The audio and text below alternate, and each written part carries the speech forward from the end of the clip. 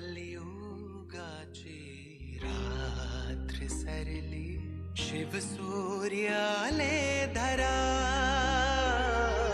शिव सूर्याले धरा.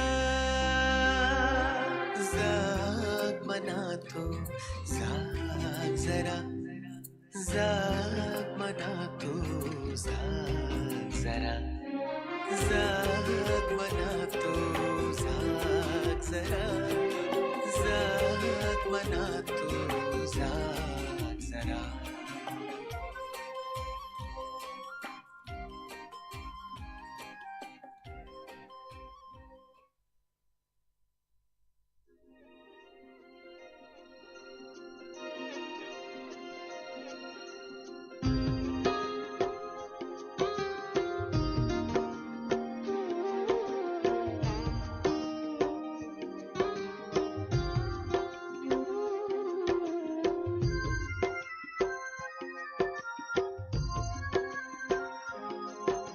जैसा सोचोगे तुम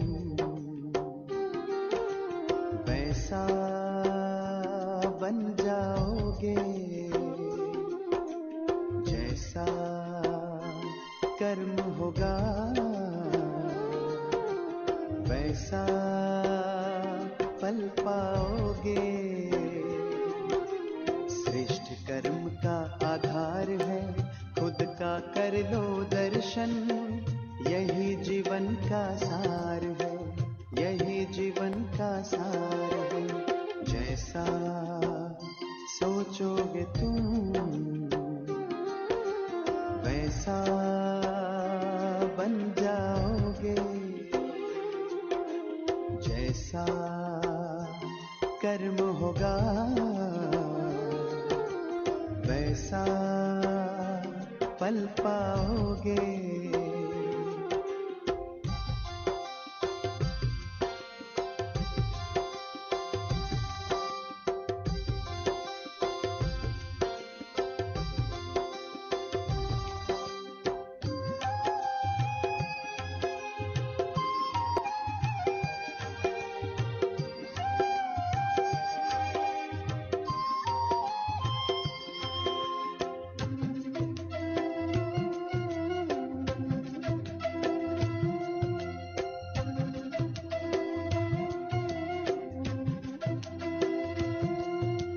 मन में हो शुभ संकल्प तो जीवन में फिर दुख कैसा, जब अंतर में शुभ भावना तो दिल में सुख सावन जैसा.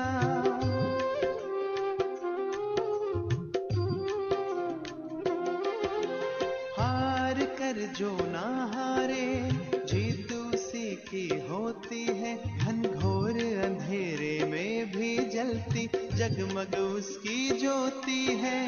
जैसा देखोगे तुम वैसा बन जाओगे, जैसा चाहोगे तुम वैसा बन जाओगे.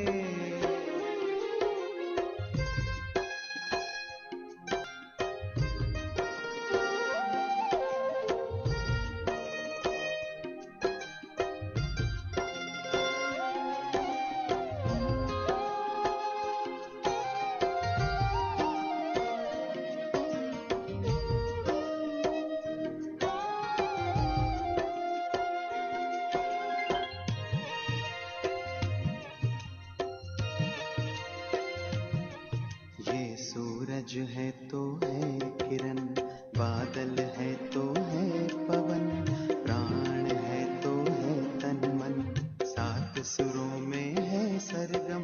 जो धरती है तो है सागर, जल थल है तो है जीवन, जीवन है तो है भगवन. भगवान के समय करो सफल, जैसा कर्म करोगे वैसा पाओगे.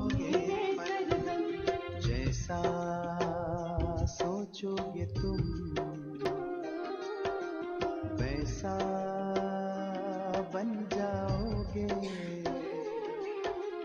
जैसा कर्म होगा वैसा पल पाओगे श्रेष्ठ कर्म का आधार है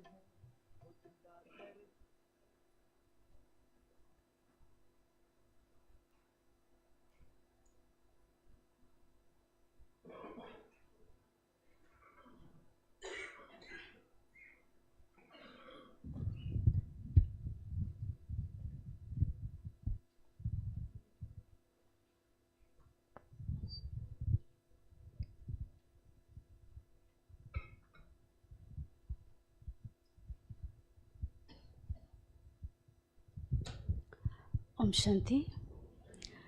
A warm welcome to everyone, and it's my honor to introduce Brother Charlie to all of you.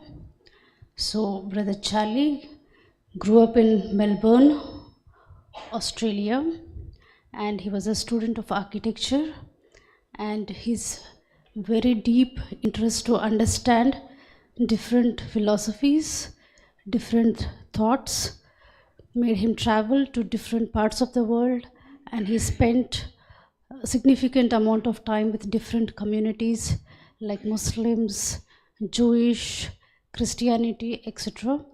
And in the year 1975, he was in London. He moved to London where he was working, and it is at that time he came across Brahmakumaris, and his deep quest to understand life has almost come to an end there. He found the answer for a lot of questions, and he started practicing Raj Yoga meditation and studying that. And soon, in a year or so, he moved back to Australia with this passion to help others understand the true meaning of life and come out of the stress, anxiety, confusions, and all of this the world today offers. So, currently, Charlie Bhai is based in based in Australia for last 47 years, and he oversees Australian Brahmakumari centers and also all over Asia. So he must have traveled to over 100 countries, being a motivational speaker, workshop conductor, and also various seminars. So in the last 4 years, there's a huge list of where all he traveled. He traveled to all the 5 continents, giving lectures, seminars, workshops in different universities, government houses, companies, and the list goes on. So today, we are very happy to listen to him on the topic, letting go of what hurts you and mastering our emotions. Over to Charlie Bhai.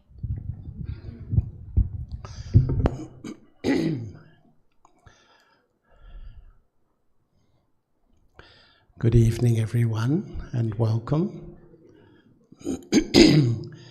It's lovely to be with you tonight, and some of you were here this morning, and I was mentioning that I have had the fortune to visit India, I think, close to 100 times, but it's my first time in Secunderabad, so it's nice to be here. I've spent the day here.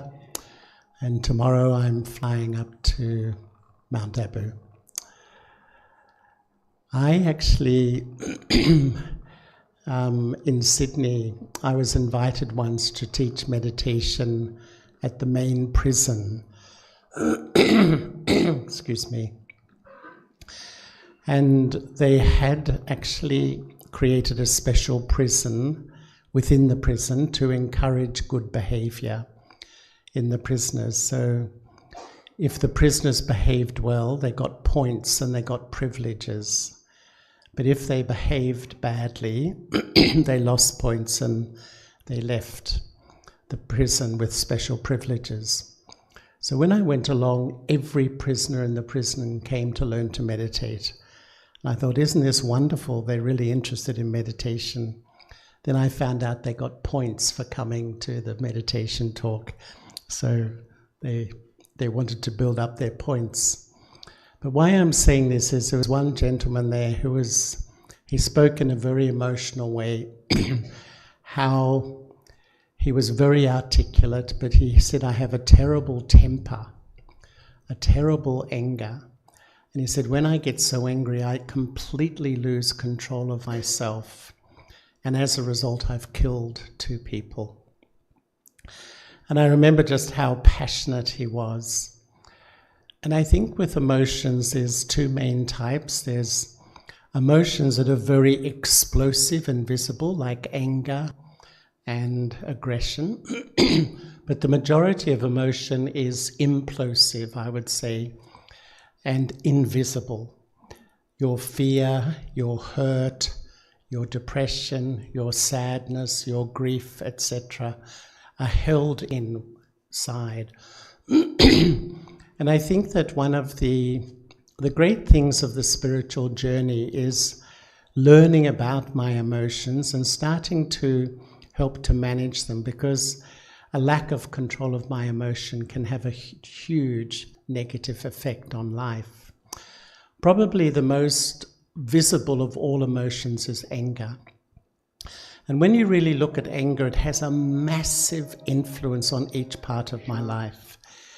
When you look at relationships, a gross form of anger, when I yell or scream at somebody, the founder of the Brahma Kumaris, Brahma Baba, used to say, if you get angry once, people will remember it for years. It's like everyone has a little digital camera in their mind that go click, click, click. They record you screaming and yelling. You have to be peaceful 100 times to wipe that from the hard disk of their memory. So it's like a lack of control of a few seconds has a massive influence on my life. But then there's like a subtle form of anger, which is irritation, frustration. Most of us don't scream and yell, but we hold in this irritation. And we feel that perhaps other people don't really know. But in fact, when you study communication is very fascinating, because whenever you communicate with another person, what is life? Life is communication, isn't it? In the family, in the workplace. You communicate on 3 levels. One is what you say. The other is your facial expression. The third is the feelings, the vibrations. And the face and the feelings, the non-verbal, accounts for 80 to 90% of the impact. So when people get 2 messages, one is what they hear and one is what they feel, they always trust their feelings. What this really means is you may have that mental irritation, frustration, feeling annoyed. Other people will feel it. And so they don't come close to you. So the anger has a gross effect, a subtle effect. Even a fine form of anger is avoiding somebody. Not speaking to somebody is actually a form of anger. So just that one emotion affects my relationships. Not only my relationships, my health. There's a research team in the UK who've done research and saying that when you let go anger in the form of a grudge, when we hold a grudge, it can release back pain. It's incredible, isn't it, how emotion really affects our well-being. But there's very much traditional research that when you get angry, the stress hormones go through your system, adrenaline and cortisol. They just flush through your system. And that's when your heart begins to beat, your breath quickens, and this sort of thing. And when you're regularly angry, 2 things begin to happen. It wears down the brain. There's cell atrophy and there's memory loss. So when I'm regularly angry, it's actually going to affect my memory. And secondly, what happens is my blood pressure goes up, my blood sugar goes up, my arteries harden, it affects my heart. So my emotion has a huge effect on my health. Even there's a lot of research between fear and the heart. And if someone was to run in this room now and say, there's a fire in the building, what's the first thing we would do? What's the first thing that happens before we all run for the door? the heart. Boom, boom, boom, boom, boom, boom, boom. If every day I wake up and I have fear of a personality in my family, or fear of someone in my workplace, I have fear that I may fail, I may not be good enough, I have fear of an outcome, that fear is putting constant pressure on my heart. And the ultimate result is that it affects my health. But I would say that the main outcome of anger is with the self. And if you really think, if you're very angry with someone you really love, a family member, you may yell at them, you get upset, you get disturbed. Deep, deep down, how do you feel about yourself? You don't like who you are. So the more that you lack control of your emotions, it has a huge effect on your relationship with yourself. The whole foundation of life really depends on this first relationship. And, the way I'm looking at the world at the moment, there's 8 billion human beings in our world at the moment. And it's a very chaotic world, and most people feel it's getting more and more chaotic. I don't know, would you agree with that? It seems to be getting worse and worse. Governments throw trillions of dollars at social problems, economic problems, this problem, that problem. But the real problem is the first relationship of life, me with me. When that problem is unhealthy, when I don't have a healthy relationship with me, that dysfunctional relationship affects my physical health, affects my family life. It affects my family life hugely. It affects my relationships. It affects my work. It affects everything. And it's really why, I feel the Brahma Kumaris do incredible work, because the Brahma Kumaris really try to help us reconnect with my fundamental self and thereby begin to re-emerge my true and original feelings or emotions. But for most of us in life, we're never educated what to do with my anger, with my hurt, with my grief, with my depression. It's amazing, isn't it? We educate our children about making money and developing a career.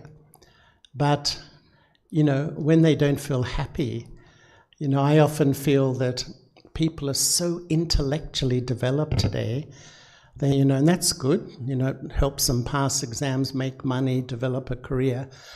But when they get anxious, when they lose confidence, when they feel down or depressed, does it help? I don't think it helps. And most people today have really no idea, however educated they are, about how to manage the inner world. And I often feel we are so educated about the world out there and so uneducated about the world internally.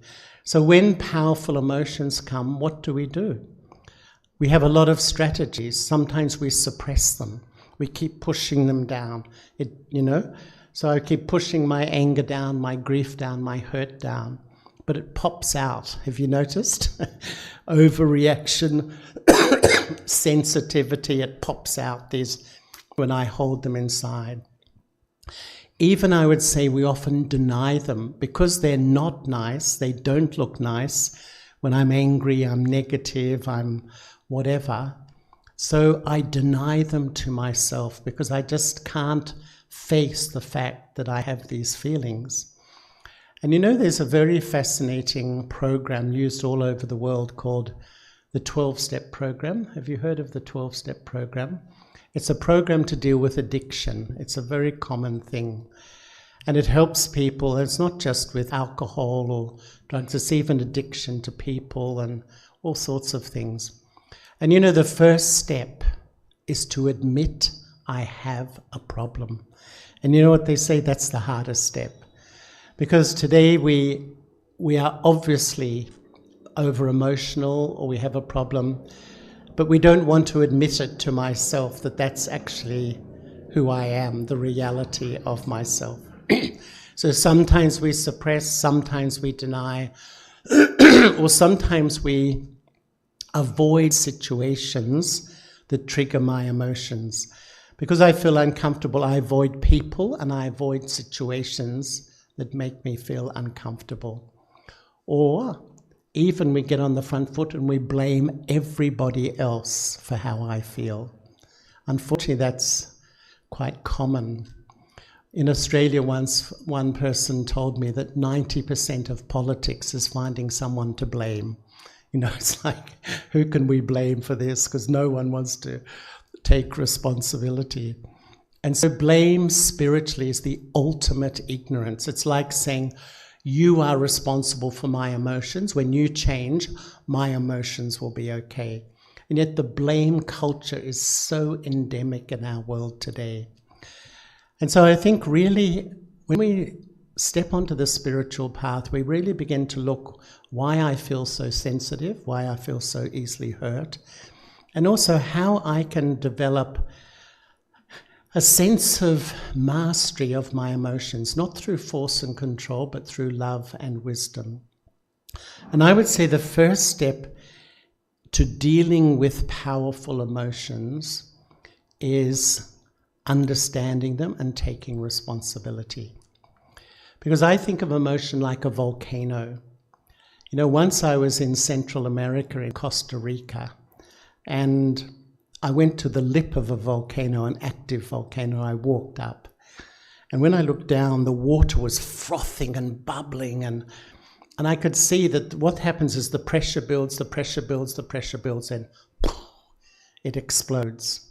It's a bit like us. The pressure builds, the pressure builds, the pressure builds. The end point of emotion is anger. But what's been feeding that emotion underneath is often fear. Fear that perhaps people will see I'm not as confident as I look. I'm not as good as I look. I don't have so much self-love inside. Or grief, the grief that somewhere in life I lost the connection with true love. Or even the hurt that my dream in life to really be loved and valued and respected hasn't happened. So when these things bubble, bubble, bubble, bubble, bubble inside, sometimes they explode, and the end point is emotion. But these things have been going on for a long time. And this is why I really love a spiritual journey, because it teaches me to be honest with myself and look deep. If I'm feeling very frustrated, angry, hurt, let me look deep. What is feeding it? What is it in me? And this is where we come to the first law of spirituality, I would say. The first law of spirituality says, I am responsible for how I feel. I am responsible for how I feel. People will be rude, people will be difficult, situations will be challenging, but every time I have a choice. Do I react or do I not react? I have the choice. Mostly we react because that's what we know. And really, I think the more I take on board the idea that I am responsible for how I feel, that's when I can begin to change and transform myself. And so that first step is really the step of understanding and taking responsibility for my emotions. The second step, I would say, is really beginning to know myself. And sometimes I think these emotions are like children of an unhealthy relationship with myself. If in a family, mum and dad don't have a good relationship, parents don't get on, sociologists will tell us it has an effect on the children. Sometimes a big effect, sometimes not that much, but it definitely has some effect on children when there's a lot of conflict and difference between parents. In the same way, if I have a lot of conflict and difference with myself, I'm chronically putting myself down. You're no good, you're hopeless, you're weak, people think this about you, people think that about you. Then it creates this unhealthy relationship with me, and the children of that are a lot of negative emotion. And one of the emotions today is depression. You know, there's an epidemic of depression in our world. The World Health Organization says 1 in 4 people is depressed. Every 4th human being. Quite frankly, I'm not a counselor, I'm not a psychologist, I'm just a meditation teacher. But I've talked to thousands and thousands of people. I think it's much higher. I'd say most people go through periods where they feel really low, really weak, really vulnerable, quite sad, in fact. And I went on a speaking tour in Australia once with a really successful businessman. And I use that word, you know, because in this world we think when someone makes a lot of money, has a big business, and, you know, he's a success. I'm not sure that's my definition of success of life. To me, a successful person is a happy human being. That's real success in life. But that's the language we use. And he became quite depressed. Had a happy family, he had good business, and he came out of it and he got a lot of prominent people. And there were people from academics, politicians, you know, sports people, actors and so on, to write about their battle with depression, because it's such a common thing in the world today. In psychology, depression is like a sadness that my dream in life to be loved and valued hasn't happened. But in spirituality, depression is like a mourning for the loss of my true identity. I'm living my life, but really, who am I? Deep down underneath, who am I? And this is where really here we begin to explore, to deal with our emotions, to fundamentally have a quality relationship with myself. And who am I? And the way I think about it recently is that within all of us, there are 3... Sorry.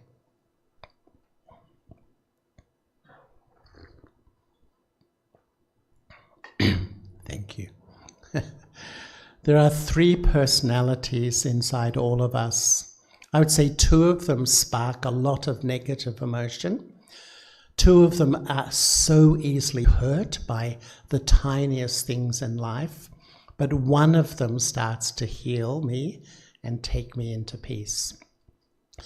The first personality takes its whole sense of identity from my temporary body. Who am I? I see myself as a whole set of labels. Actually, Gandhi said, labels are for jars, they're not for people. Which is true, but we put them on people. And so, who am I?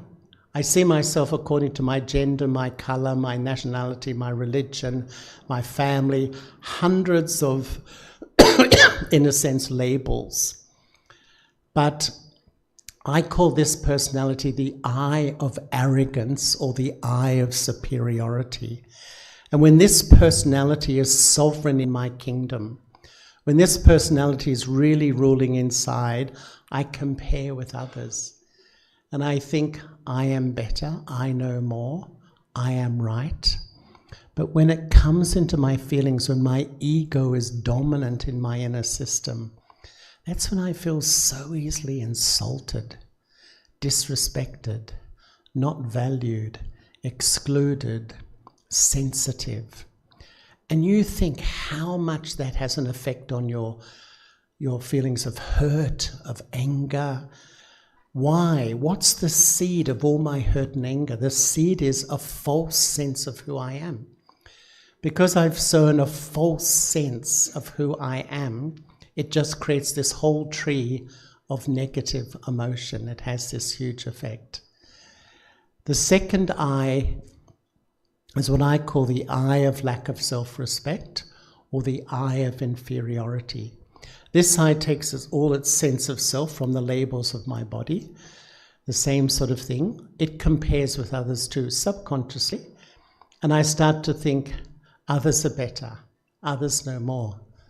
others don't love me, others don't value me, others don't respect me. And when it comes into my feelings, my emotions, I feel hopeless, I feel inadequate, I feel inferior, I feel unworthy, I feel depressed. I honestly believe this I is dominating our whole world. And because there's such a lack of self-respect in the human spirit at the moment, it creates this completely dysfunctional society which we're trying to live in. So when I'm feeling down and all these sorts of things, it creates a lot of negative emotion too. So what's the result? I go on this huge emotional roller coaster. One day I'm up, the next day I'm down. 1 hour I'm up, just up and down, up and down.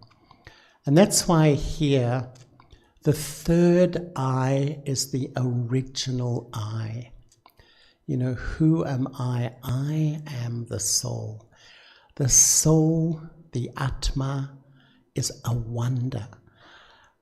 I've been a meditator for nearly 50 years. I'm still fascinated by the concept of the self.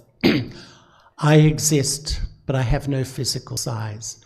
In mathematics, a point exists, but it has no length, breadth, or width.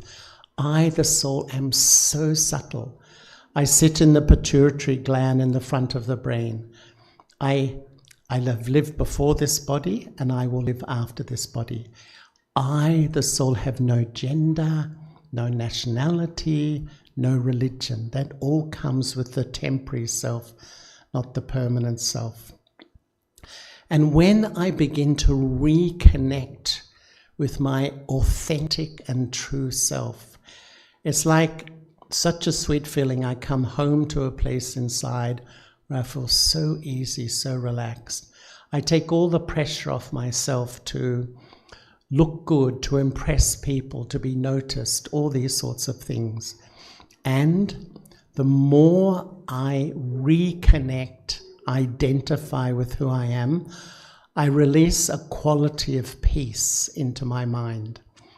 And this quality of peace is like a whole fragrance that just permeates your mind, and it has an influence on your physical health as well. And so, really the more I begin to understand who I am. And for me, really, I don't really have to fight my emotions, my negative emotions. The more what I have to do is know and experience who I am, and automatically the power of peace, the power of love, the power of happiness begins to emerge within me. So this journey to dealing with my powerful emotions, firstly, I need to understand them and take responsibility. Secondly, I really need to reconnect with my fundamental and authentic self. But thirdly, I really need to experience true love. And one of the most powerful emotions in life is grief.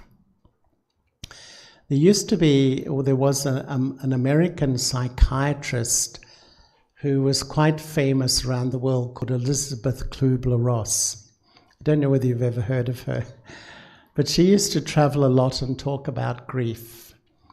And, when we lose a family member, when we lose a job, when we lose a position, when we lose anything, she used to feel it opens a wound inside all of us, this wound of sadness, deep grief. But her feeling was the original sadness is that somewhere I lost perfect love, basically the love of God. I've known the love of God, I've experienced the love of God, but now I don't really taste it. And so when I lose something small, it opens up this wound that somehow I've lost this really powerful and deep connection with God. And really the whole of the spiritual journey, I would say, is the journey to the search for love, in a sense. And I would say human life, we search for love. We invest our heart in relationships. You think what we do. Everyone in this room, how much have you given to your family? You give so much, you give everything, you sacrifice everything. But there's a huge human dilemma. No relationship is permanent. Whether it's time, whether it's change, whether it's conflict, whether it's death, the object of my love will go. And this has created such a deep emotion of fear and insecurity in us. We spend a lifetime. You know, sometimes I have the image of life. We're born. Say, this is my mum, this is my dad, these are my brothers, these are my sisters, this is my city, this is my country. You know, we build an identity. And as we get older, this is my career, this is my partner, my husband, wife, these are my children, these are my grandchildren. You think the whole life you're building this identity, you're building this thing. In 1 second it goes. In 1 second I leave it. And that creates so much fear. We build so much fear into our lives because of this. One of the analogies of life I really love is that life is like a train journey. And you know, when you're on the train, everyone in India knows the trains, the wonderful train system here. What happens?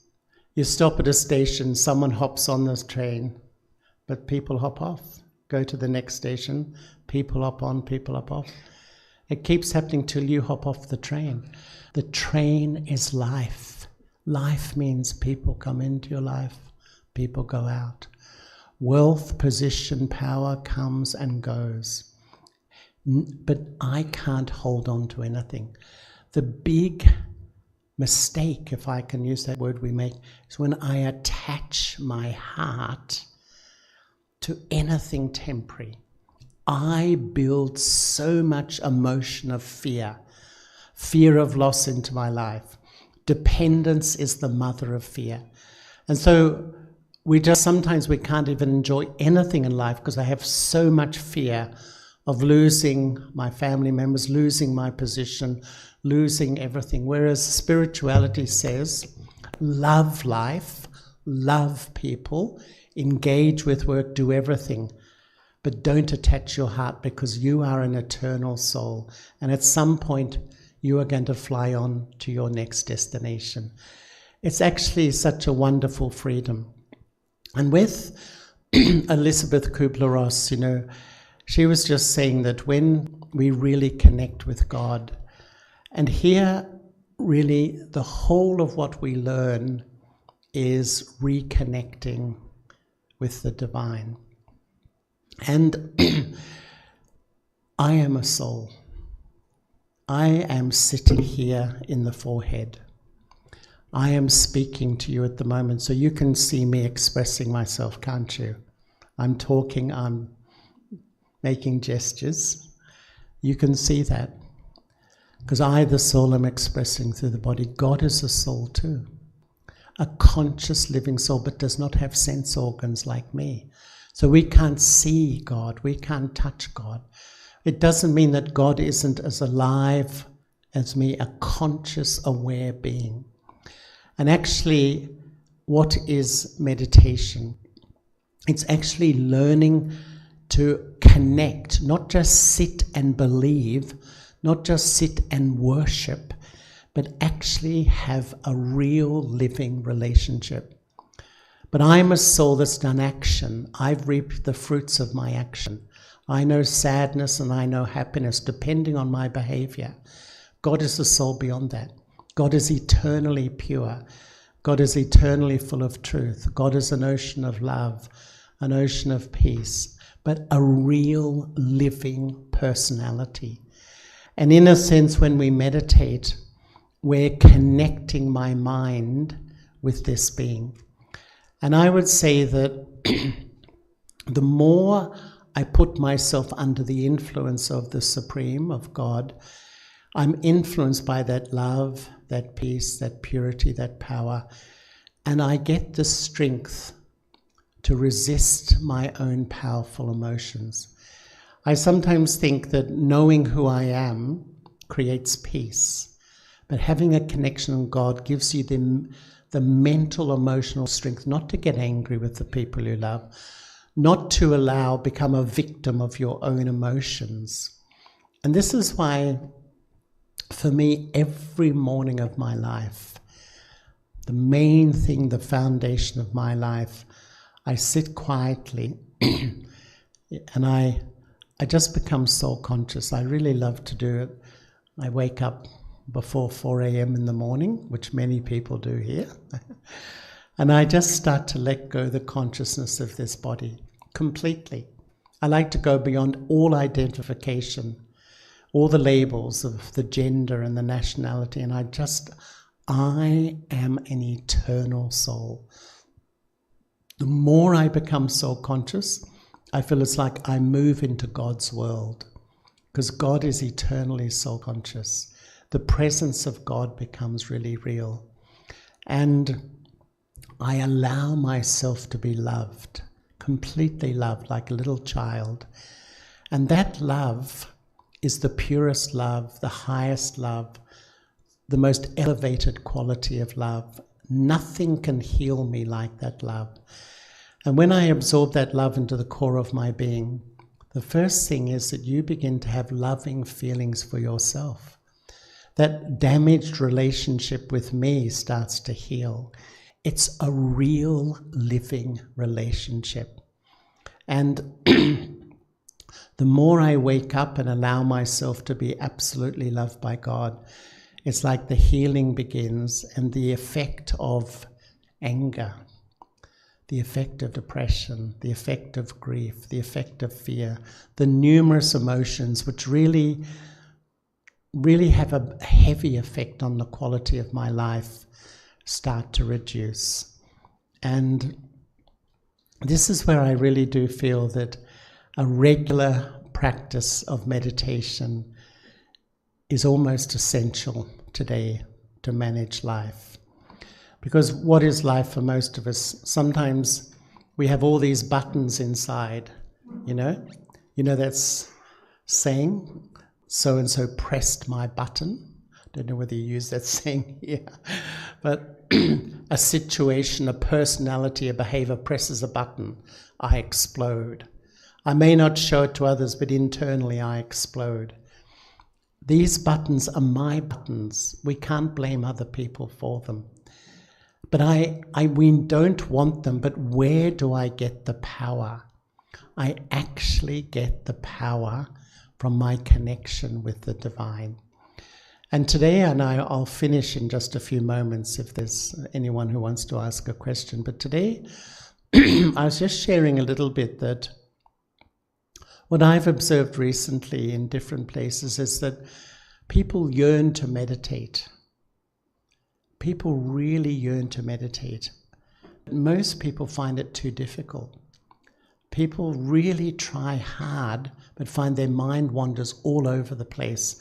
And deep down, I sort of feel, I can't do it, I'm a failure. And it seems like everyone else can do it around me, but I'm the one who can't. Because the implication is you have to sort of elevate your mind to a different consciousness. And this is why the Brahma Kumaris use the language to remember God. Because remembering is the most natural thing. At every millisecond you're remembering.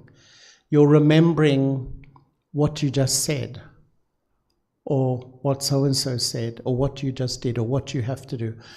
And when you remember, three things are happening instantly. The subtle thread of your intellect connects with a person. You remember a person, you remember a memory. The instant you connect, you're influenced by them. And when you're influenced, you get a feeling inside. So if you're sitting here now, you're sitting in this room, the subtle thread of your intellect goes home and connects with a child or a family member, and you have a loving relationship. You're influenced by that love and you feel calm inside. But if in the next second, instantly you travel home, you're in conflict with a family member. It's not It's not a happy situation. We're not getting on well. The millisecond you touch that conflict, that person, you start to feel disturbed inside, unhappy. The mind starts to race, so peacelessness happens. In other words, really, whatever the subtle thread of my intellect remembers is influencing me and creating the quality of my life. What we learn to do here is we sit quietly and we practice to remember God as light, the eternal form of God. Not only when we sit to meditate, but as I go about my life, as I fulfill my responsibilities to my family, to my work, I'm always practicing to keep the subtle thread under the influence of the one who's eternally pure, eternally loving, and eternally peaceful. The more we practice that, really, the more I'm really influenced by the qualities of God. And sometimes I think when you remember God, it's like you live stream those vibrations into your mind. You know, your mind is full of such sweet feelings that sustains you as a person. You feel full, you feel content, and your vibration sustains the atmosphere. When people meet you, there's a very lovely, you know, when you meet some people, there's a very lovely feeling, and it sustains the people you love. Just you keeping your mind in a healthy state will automatically sustain the people you love. Today, everyone is worried about family members. Everyone is worried about children who are up and down and having a battle in life. And sometimes we sit with them, we give them emotional support, we encourage them, you know, we give them so much, and they get better, and then next day they come back, they're back to square one, feeling sad, and you know, so you encourage them again, so up and down, up and down, up and down. Spiritual support is when you hold their value in your attitude. The power of your mind is incredible. So when you have elevated thoughts, you have good wishes, you have pure feelings, they reach that soul and they give support and power to that soul. Really, in this world today, when we take back the control of my mind, not through force, but through the wisdom of knowing myself and the loving relationship with God, it will do wonders to the quality of your life, but also it will automatically support the people you love around you. So I'm going to stop there, and if we have a few minutes, and I should ask Manjuben, do we have a few minutes of questions? If anyone would like to ask some questions.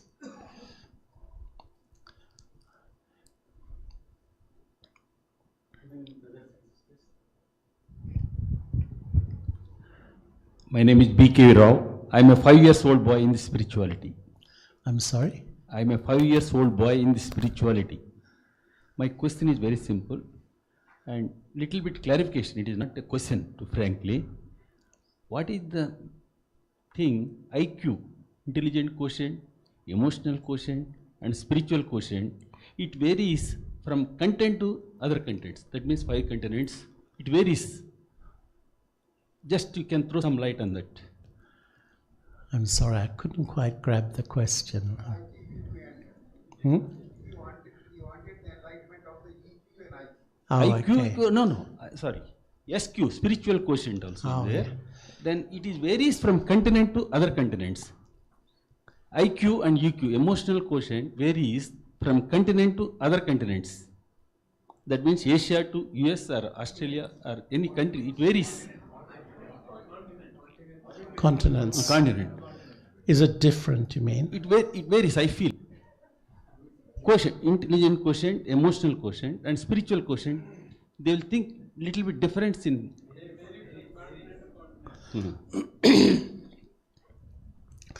You know, I've lived in all the continents of the world, spent time with all cultures. All cultures are different, but basically very similar, because we're all souls, really, beneath all the cultural things. But you know, there was a very interesting book that was written maybe 30, 40 years ago by a Harvard professor called Clash of Civilizations. And he identified 11 main cultures in the world. And when all cultures, there was sort of course, the European, the North American, the Indian, the Chinese, the Japanese, the Slavic, Russian. When each culture looks through their filter of their value system, other cultures look uneducated and uncivilized. So each culture has its own arrogance. All cultures think we're the best. We're the best culture. And really, that creates a lot of problems in our world, doesn't it? This superiority complex, which all cultures have, and feeling deep down we're brought up to feel we're better. But actually, what I've really loved, what I've learned here, is we're all souls. And, you know, regardless of the culture, everyone needs love, everyone needs peace, you know. And I think that, you know, it doesn't really matter, I would say that, you know, the spiritual intelligence, which is the real intelligence lacking today. We are so developed intellectually, but we are bankrupt spiritually. Even if we are in religious organizations, it's more devotion, just a belief, a set of rituals. It's not really deeply understanding me and my life and what's important. And, you know, spiritual intelligence is the intelligence to have really a sustainable, loving relationship with myself. And I would honestly say that's probably the hardest thing in life to do today. No matter how educated people are, to live a life where some people love you and some people don't.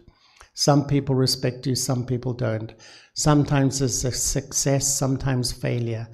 All of the ups and downs of life, to have a stable sense of who I am, is a real achievement in life. And that's really what I would say, spiritual intelligence. And personally, I don't think it really changes much from, I don't think any place has more or much less. And, you know, when you look at all the mental health issues, they're the same in the whole world.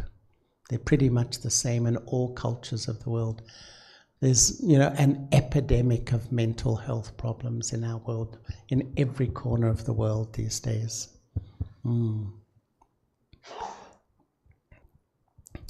So,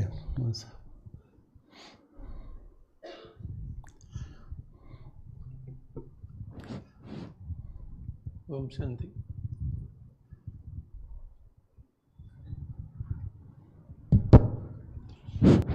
Om Shanti.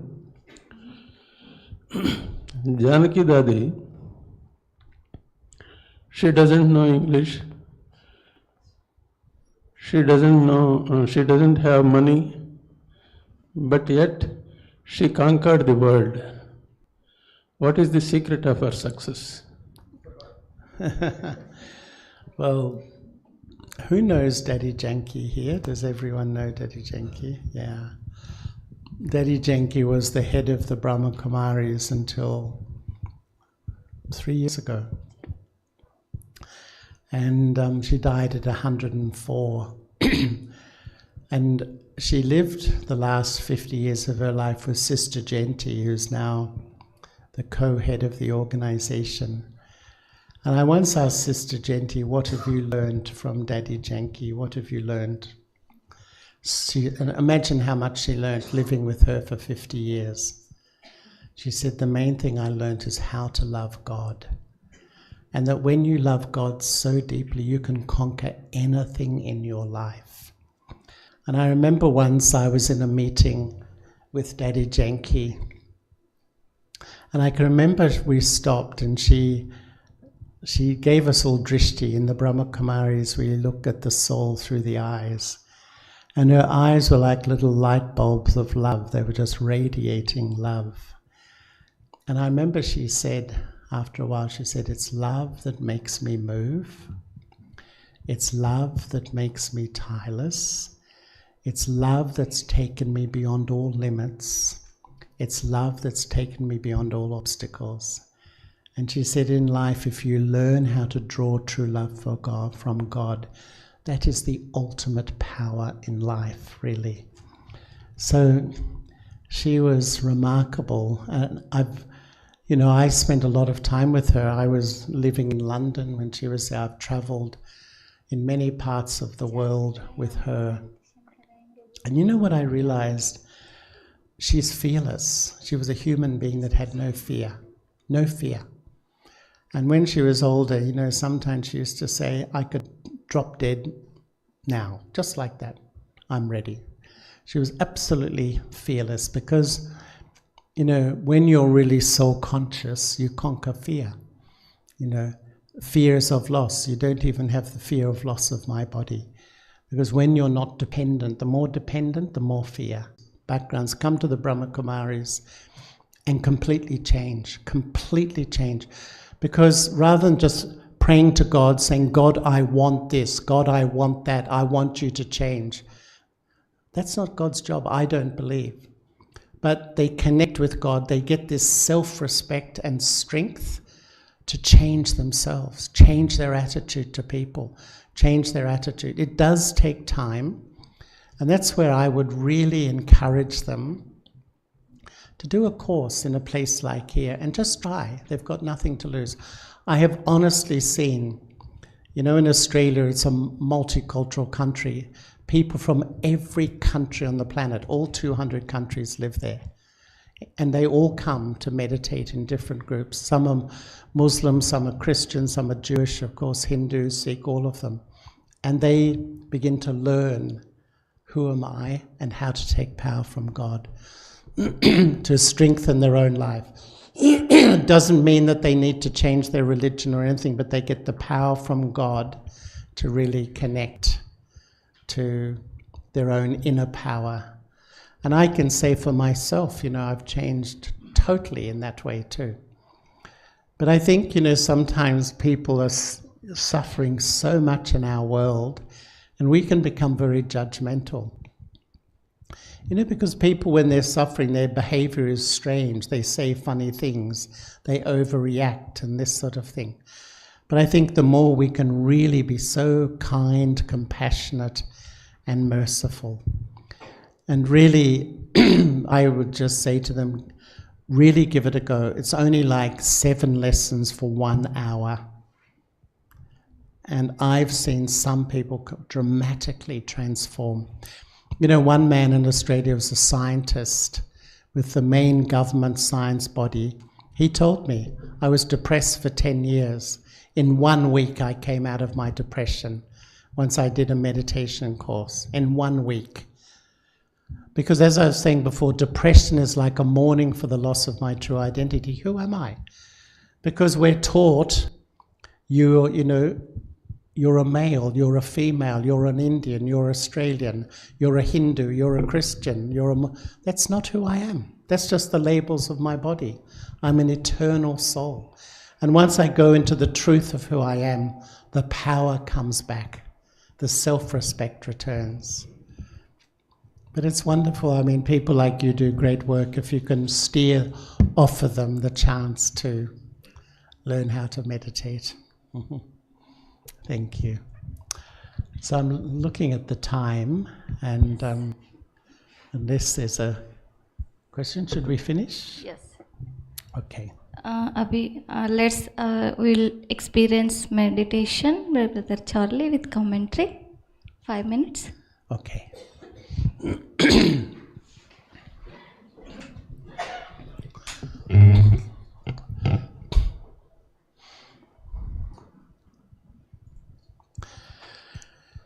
If I can make a suggestion for those who don't come here very often, to keep your eyes open and gently rest your vision on the light, the form of the divine, the form of God behind, and I will just offer a few thoughts.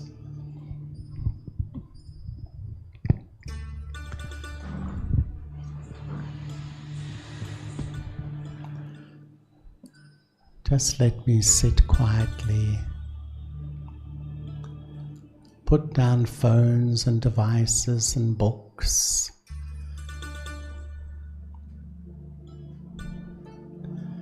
And let me gently focus on the thoughts suggested.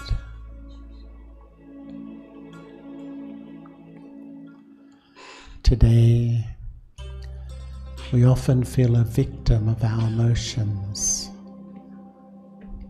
so sensitive, so easily hurt.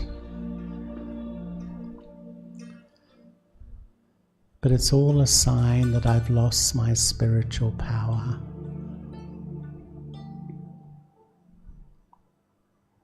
So how do I begin to regain my spiritual power?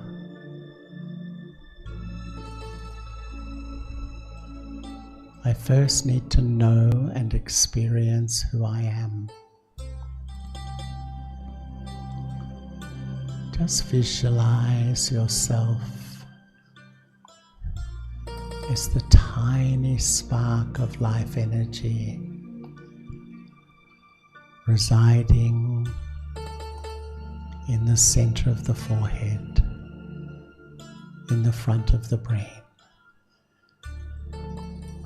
Just hold this image of yourself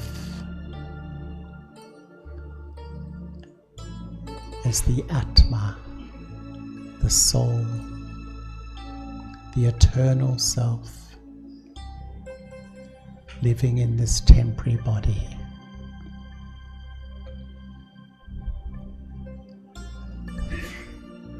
The more I reconnect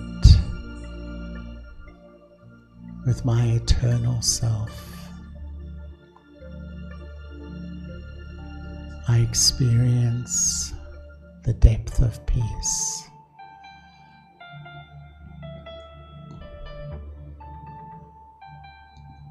I am a peaceful soul. And in this state of peace, in this state of self-awareness, of soul consciousness, I turn to God. Through the eye of my mind, I visualize God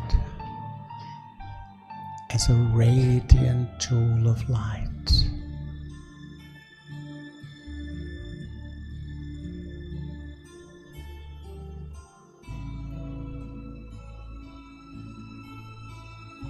Just hold the image of the divine in your mind. A beautiful, radiant jewel emanating love, an unlimited ocean of love. Just feel these vibrations of love, of belonging, of purity, emanating from the Supreme.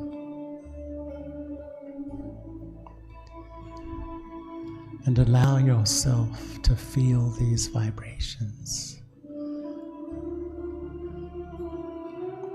Let these vibrations of divine love, pure love, true love, enter the core of your being. Just observe yourself completely calming down. It's like I have everything I need. Total love and belonging. I feel I need nothing. My mind is not wandering anywhere. And this deep union of love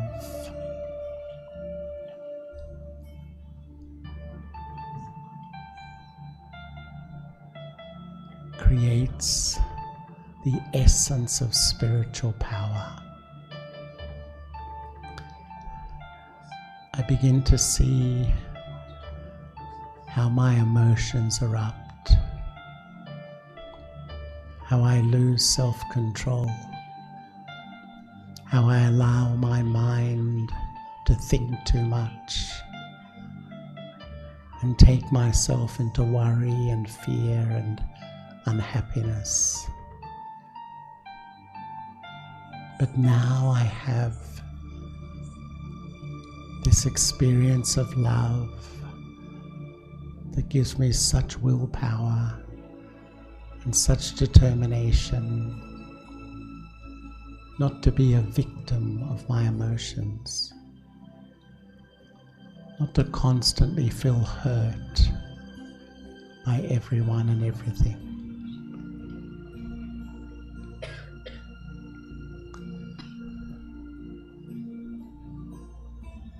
If each day I give time to sit quietly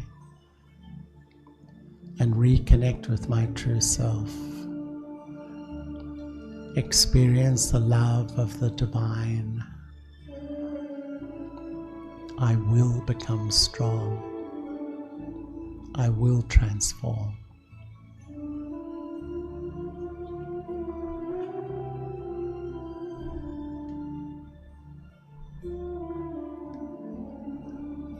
Om Shanti.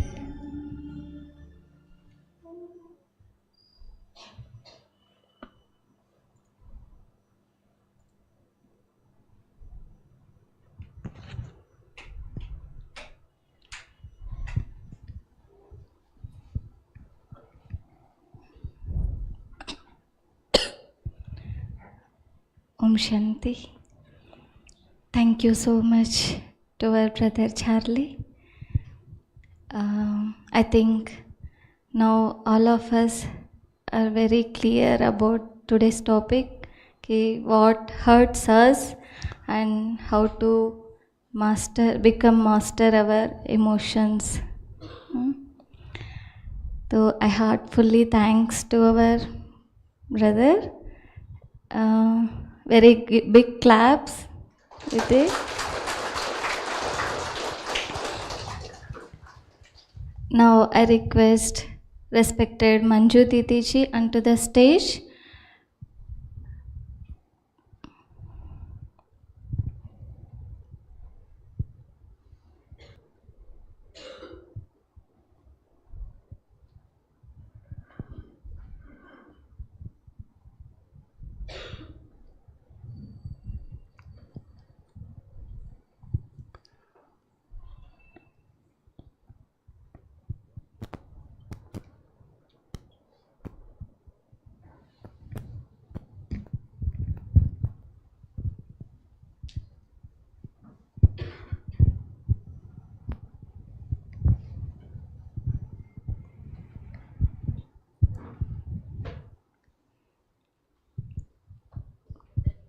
Om Shanti.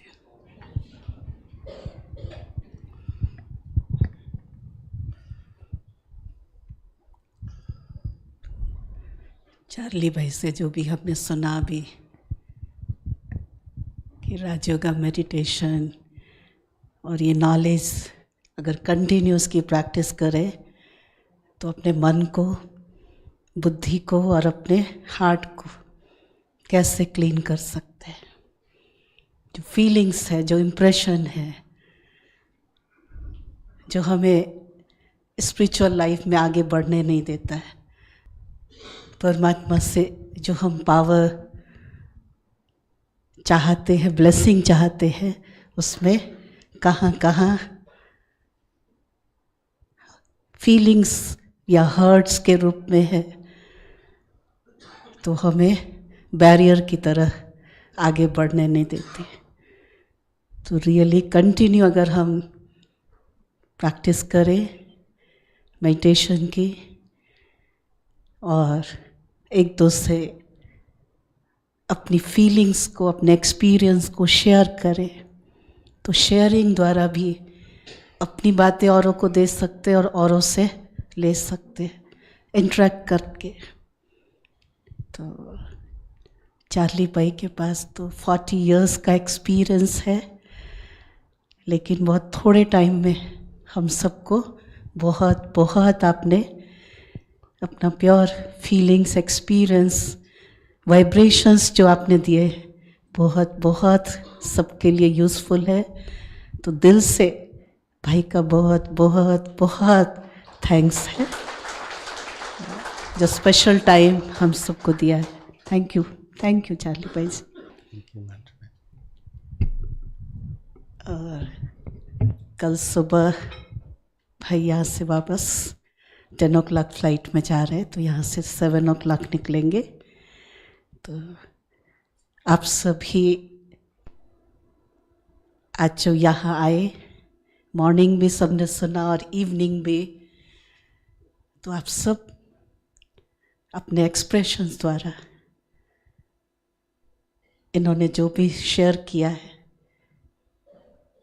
जब आकर आप इनसे दृष्टि लेंगे, टोली लेंगे, तो वो expression इनको मिले कि इन्होंने जो टाइम स्पेंड किया है रियली वर्थफुल है, वो आप सबके ऊपर है। तो बहुत बहुत सबको लाभ मिला है, बेनिफिट हुआ है। Thank you brother. और अभी भाई साहब का थोड़ा हम ऑनर करेंगे और आप सब भी उसमें सहभागी बनेंगे। Thank you.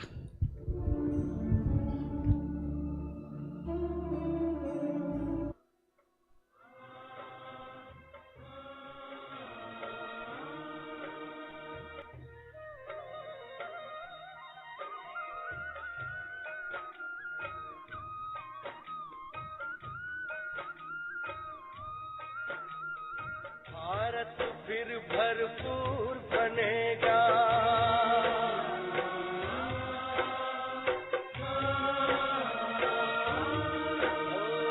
भारत फिर भरपूर बनेगा, कोई नहीं कमी होगी। हीरों से आकाश भरा, मोती से भरी जमीन होगी। भारत फिर भरपूर बनेगा।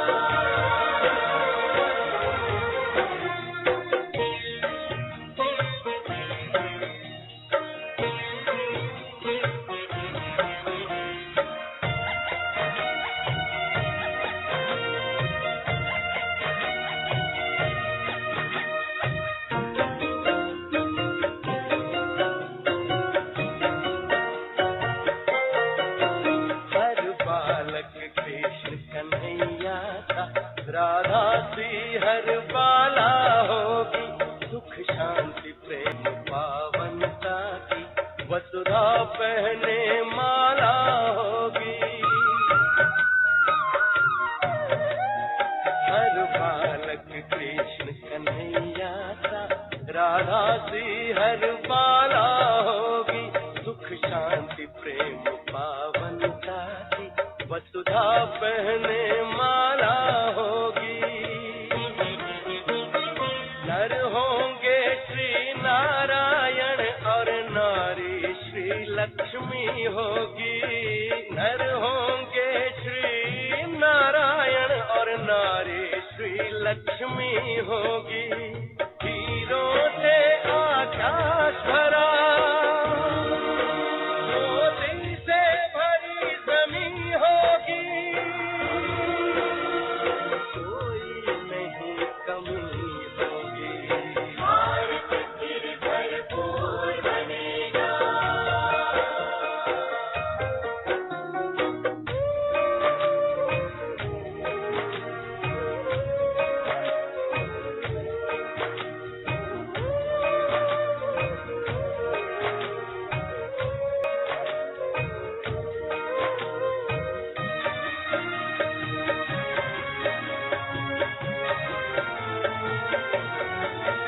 अब देर नहीं, भारत का सितारा विश्व भाल पर चमकेगा। नारी शक्ति पूजित